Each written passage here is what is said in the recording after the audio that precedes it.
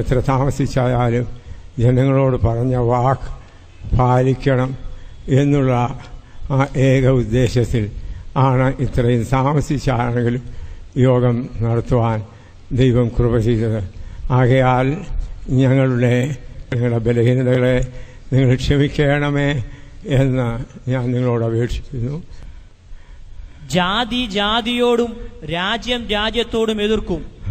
ക്ഷാമവും ഭൂകമ്പവും അവിടെ ഉണ്ടാകും. ജാതി ജാതിയോട് എതിർക്കും. ഇന്ന് ലോകത്തിൽ എക്സ്ട്രീമിസം ഏറ്റവും കൂടുതൽ ഇന്ത്യയിലും മറ്റു രാജ്യങ്ങളിലും എല്ലാം ജാതി ജാതിയോട് മതം മതത്തോടെ വർദ്ധിച്ചുകൊണ്ടിരിക്കുകയാണല്ലോ. ക്ഷാമവും ഭൂകമ്പവും. പ്രിയമുള്ളവരെ, നിങ്ങൾ ലോകത്തിൽ ഓസ്ട്രേലിയ, ആഫ്രിക്ക, മറ്റുള്ള രാജ്യങ്ങളിൽ നൈജീരിയ നോക്കിയാൽ ക്ഷാമം കൊണ്ട് എത്ര പേര് മരിക്കുന്നു, എത്ര പേര്. പിന്നെ അതുകൂടാതെ ഭൂകമ്പം, എർത്ത് ക്വേക്ക്. നിങ്ങൾക്കറിയാമല്ലോ, ഇപ്പോൾ എർത്ത് ക്വേക്ക് തുടരെ വന്നുകൊണ്ടിരിക്കുകയാണ്. ഇന്ന് ഭൂമിയിൽ എവിടെല്ലാമാണ്, എത്ര സ്ഥലങ്ങളിലാണ് ഭൂകമ്പം ഉണ്ടായിക്കൊണ്ടിരിക്കുന്നത്. എല്ലാ ദിവസവും ഭൂകമ്പം ഉണ്ടായിക്കൊണ്ടിരിക്കുന്നു. നമ്മുടെ കർത്താവായ യേശുക്രിസ്തുവിൻ്റെ വരവിൻ്റെ ലക്ഷ്യങ്ങൾ പറയുമ്പോഴാണ് ഇത് പറയുന്നത്. ഭൂമി മത്തനെ പോലെ ചാഞ്ചാടുന്നു. എവിടെല്ലാമാണ് ഇന്ന് ഭൂകമ്പം. അതുകൂടാതെ രാജ്യങ്ങളുടെ വലിയ സന്നാഹങ്ങൾ ഒന്നായിട്ട് വരുന്നു. നിങ്ങൾ കഴിഞ്ഞ മാസം അല്ലെങ്കിൽ ഒരു മാസം അല്പമൊക്കെ ആയിട്ടാണ് ബ്രിക്സ് നേഷൻ. ബ്രിക്സ് എന്ന് പറഞ്ഞാൽ Brazil, Russia, India, China, south Africa. ഈ ബ്രിക്സ് നേഷൻ ഒന്നിച്ച് ചേർന്ന് ഒരു സംഘടന പോലെ ഉണ്ടാകുമെന്ന് UNOയും ചിന്തിച്ചിരുന്നില്ല, ഒരുത്തരും ചിന്തിച്ചിരുന്നില്ല. എല്ലാവരെയും ഷോക്കാക്കി. എന്താണ്? കർത്താവിൻ്റെ വരവിൻ്റെ സമയമായിരിക്കുന്നതുകൊണ്ട് രാജ്യങ്ങൾ ചേരികളായി കൂടണം. അതിൻ്റെ കാര്യമാണ്. ആകയാൽ ഈ ബ്രിക്സ് ഇങ്ങനെ രാജ്യമായി വന്നത് ഒരു വലിയ സംഭവമാണ്. ഇനി അടുത്തതായി എസെക്കിയേൽ 38:14 മുതൽ 16 വരെ വായിച്ചാൽ. ആകയാൽ മനുഷ്യപുത്ര, നീ പ്രവചിച്ച് ഗോഗിനോട് പറയേണ്ടത്, യഹോവയായ കർത്താവ് ഇപ്രകാരം അരുളിച്ചെയ്യുന്നു, എന്റെ ജനമായ ഇസ്രായേൽ നിർഭയമായി വസിക്കുന്ന അന്നാളിൽ നീ അത് അറിയുകയില്ലയോ? നീയും നിന്നോടുകൂടെ പല ജാതികളും ഒട്ടൊഴിയാതെ കുതിരപ്പുറത്ത് കയറി ഒരു മഹാസമൂഹവും മഹാസൈന്യവുമായി നിന്റെ ദിക്കിൽ നിന്ന് വടക്കേ അറ്റത്തു നിന്ന് തന്നെ വരും. ദേശത്തെ മറക്കേണ്ടതിനുള്ള ഒരു മേഘം പോലെ നീ എന്റെ ജനമായ ഇസ്രായേലിന്റെ നേരെ വരും. ഗോഗേ, അന്ത്യകാലത്ത് ജാതികൾ കാങ്കെ ഞാൻ എന്നെ തന്നെ നിങ്കൽ വിശുദ്ധീകരിക്കുമ്പോൾ അവർ എന്നെ അറിയേണ്ടതിന് ഞാൻ നിന്നെ എന്റെ ദേശത്തിന്റെ നേരെ വരുത്തും. യഹോവയായ കർത്താവ് ഇപ്രകാരം അരുളിച്ചെയ്യുന്നു, ഞാൻ നിന്നെ ഇസ്രായേലിന് വിരോധമായി വരുത്തുമെന്ന് പണ്ടത്തെ കാലത്ത് അനേകം സംവത്സരങ്ങളായി പ്രവചിച്ചു പോന്ന അവരുടെ പ്രവാചകന്മാരായ എന്റെ ദാസന്മാർ മുഖാന്തരം ഞാൻ അന്ന് അരുളി ചെയ്തത് നിന്നെക്കുറിച്ചല്ലയോ? ഇസ്രായേൽ ദേശത്തിന് വിരോധമായി ഗോഗ് വരുന്ന അന്നാളിൽ എന്റെ ക്രോധം എന്റെ മൂക്കിൽ ഉജ്ജ്വലിക്കും എന്ന് യഹോവയായ കർത്താവിന്റെ അരുളപ്പാട്. പ്രിയമുള്ളവരെ, റഷ്യ ഇസ്രായേലിനെതിരായി ആക്രമിക്കാൻ വരുന്നതിൻ്റെ ഒരു ശരിയായ രൂപരേഖയാണ് ഇതിൽ കാണിച്ചിരിക്കുന്നത്. റഷ്യ ഇന്ന് അമേരിക്കയുടെ അത്രയും പണമുള്ള രാജ്യമല്ല. എന്നാൽ ലോകത്തിൻ്റെ റോയൽറ്റി, ഓയിൽ കൺട്രോളിൻ്റെ റോയൽറ്റി അമേരിക്കയാണ് എടുക്കുന്നത്. ആ കൺട്രോൾ റഷ്യക്ക് കിട്ടുകയാണെങ്കിൽ റഷ്യ ഓവർനൈറ്റ് വലിയ പണരാജ്യമായി തീരും. അപ്പോൾ റഷ്യയുടെ ഈ അമേരിക്കയുടെ ഓയിൽ കൺട്രോൾ അവരുടെ കയ്യിലെടുക്കുവാൻ അതിൻ്റെ ഗ്രാറ്റുവിറ്റി, കാരണം ലോകം മുഴുവനും അവരുടെ ബേസ് ആണുള്ളത്, അവരുടെ ഓരോരോ ബേസ്, അതിനുവേണ്ടി അവരിങ്ങനെ കാത്തു നിൽക്കുകയാണ്.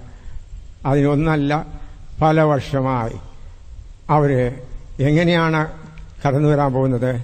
ഇസ്രായേൽ സൗകര്യമായി ശാന്തമായി താമസിക്കുന്ന സമയത്ത് അവർ അതിൻ്റെ 9-ാം വാക്യം വായിച്ചാട്ടെ. അതിൻ്റെ 9-ാം വാക്യം. നീ മഴക്കോൾ പോലെ കയറി വരും. നീ മഴക്കോൾ പോലെ കയറി വരും. നീയും നിന്റെ എല്ലാ പടക്കൂട്ടങ്ങളും. പ്രിയമുള്ളവരെ, മഴക്കോൾ പോലെ കയറി വരുമെന്ന് പറയുന്നതിൻ്റെ ഒരു ആഴമായ അർത്ഥം, കഴിഞ്ഞ വർഷം BBC റിപ്പോർട്ട് ചെയ്തു,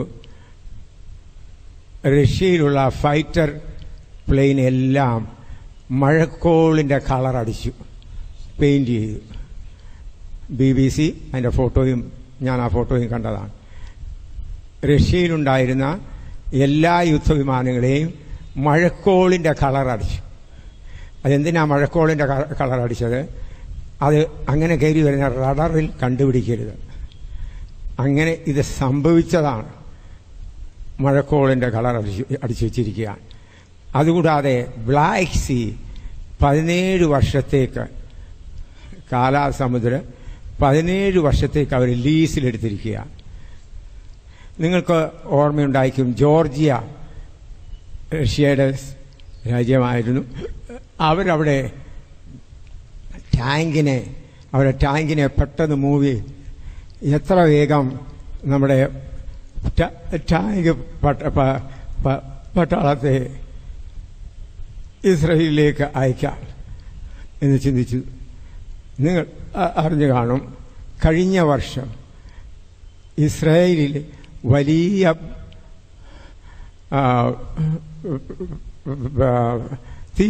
തീപിടുത്തമുണ്ടായി. വനങ്ങൾ മുഴുവനും കത്തിരിയാനിടയായി. ഒരുത്തർക്കും അറിഞ്ഞുകൂടാ, 3 മാസം കൊണ്ട് മുഴുവൻ വനങ്ങളും ചാമ്പലായി. അതപ്പോൾ ഇസ്രായേൽ ആകെ ഭയപ്പെട്ടിരിക്കുകയാണ്. വടക്കു നിന്ന് റഷ്യയുടെ ടാങ്ക് വരണമെങ്കിൽ ഈ അവിടെയുണ്ടായ ഫോറസ്റ്റ് വനം മുഴുവനും ഇല്ലാതായിരിക്കണം. ഇപ്പോൾ ആ വനം മുഴുവൻ ഇല്ലാതായി തീർന്നിരിക്കുകയാണ്. ഫൈറ്റർ കാൽക്കുലേഷൻ ചെയ്യുന്നവർ പറയുന്നത് 8 മിനിറ്റ് കൊണ്ട്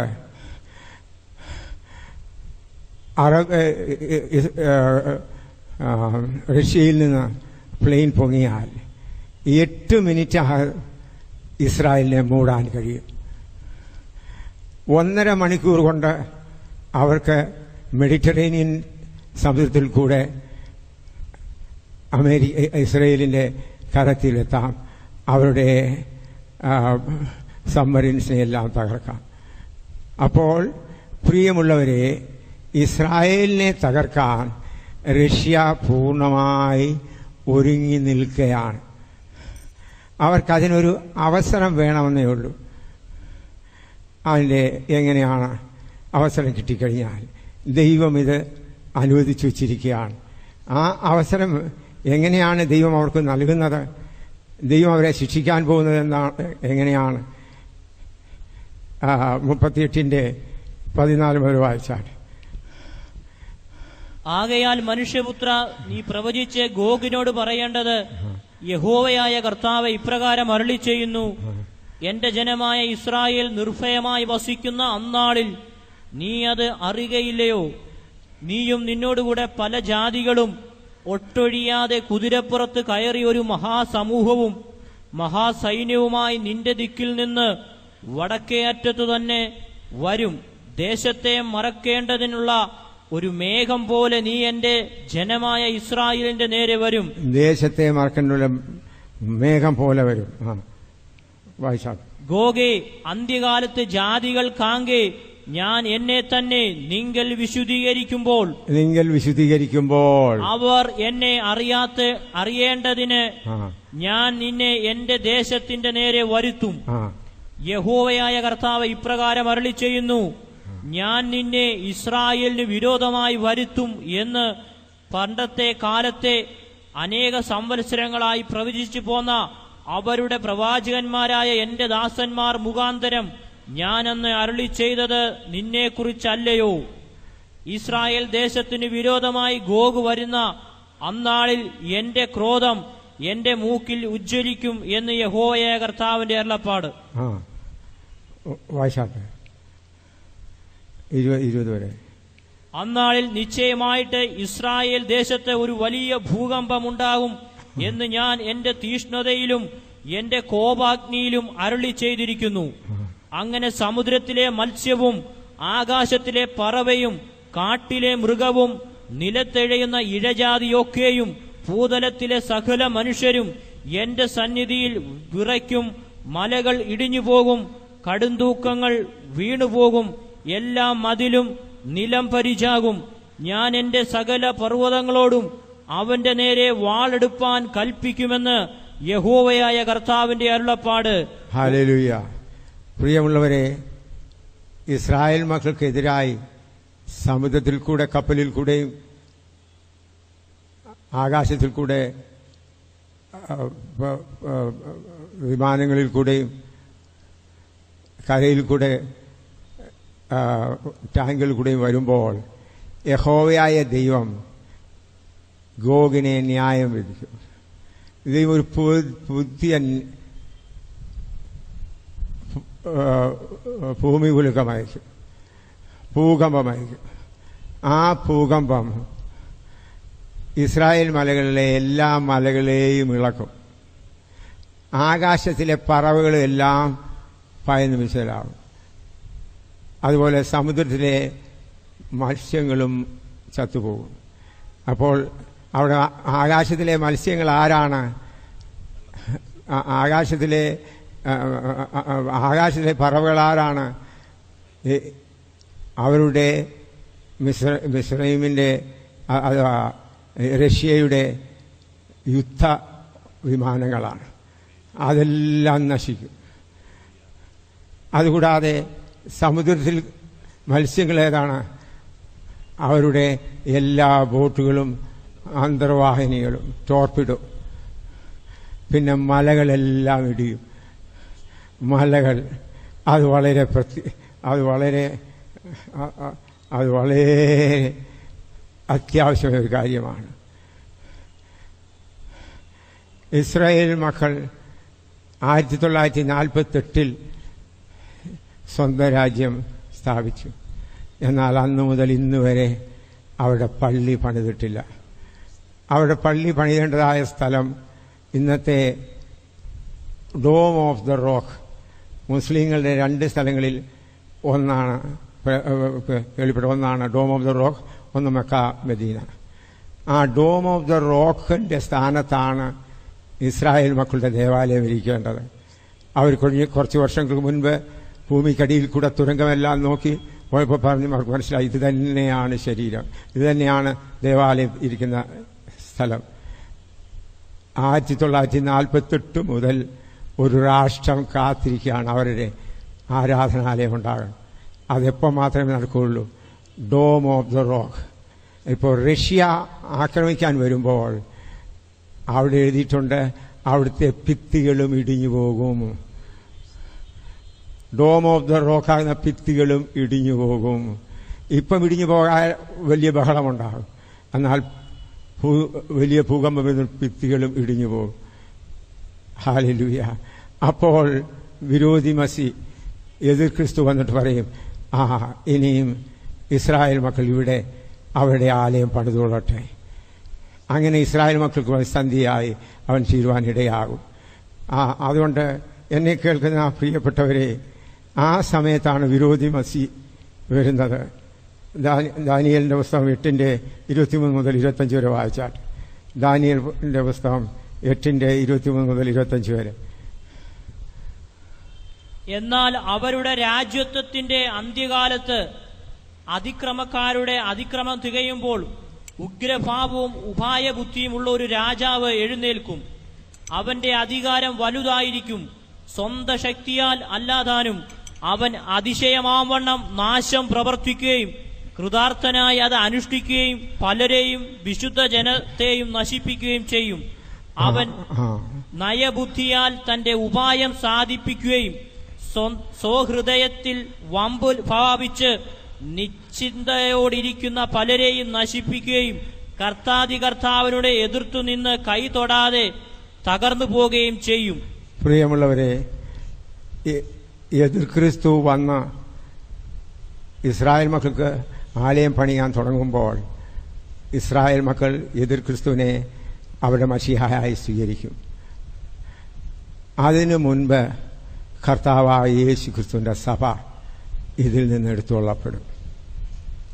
ഇത്രയും പറഞ്ഞതിൻ്റെ കാര്യം കർത്താവായ യേശു ക്രിസ്തുവിൻ്റെ വരവ് ഏറ്റവും അടുത്തിരിക്കുകയാണ്.